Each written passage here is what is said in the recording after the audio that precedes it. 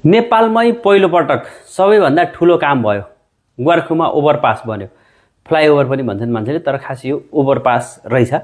र प्रधानमन्त्री केपी ओलीको पालामा यो काम भयो। धेरै राम्रो काम पनि हो। प्रधानमन्त्रीले आज उद्घाटन गर्नुभयो। तर यहाँनिर एउटा दृश्य के देखियो भन्दाखेरि प्रधानमन्त्रीले ट्राफिक प्रहरीलाई रिभर काट्न दिनुभयो। रिभर काट्नको लागि निकै लालायत हुन्छन् नेताहरू, मान्छेहरू।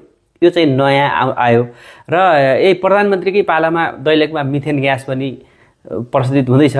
यो मिथेन ग्यास विशेष गरी प्रधानमन्त्री केपी ओलीले सुरुवात गर्नुभएको नाकाबन्दी भइसकेपछि अहिले यो सुरुवात हुँदैछ। यो पनि आज यो बारेमा पनि चर्चा भयो। र विशेष गरी नेपालमा पहिलो विकासको सुरुवात चाहिँ बल्ल हुँदै रहेछ।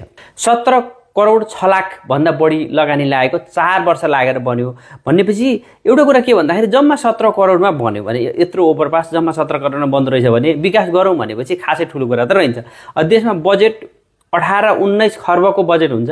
17-18 करोड त एउटा मान्छेले पनि बनाइदिन सक्छ खास भन्ने हो भने। यदि बनाउने खोज्यो भने जो सुरुवात गर्यो भने र बनाउनु खोजेर देश विकास गरौँ भने ठुलो कुरा रहन्छ भन्ने कुरा यो अहिलेको यो ओभरपासले देखाउँछ। निकै राम्रो देखिन्छ। यसले गर्दा कलङ्की कोटेश्वरको जाम पनि कम हुन्छ। यो हुनुपर्ने जरुरी पनि थियो।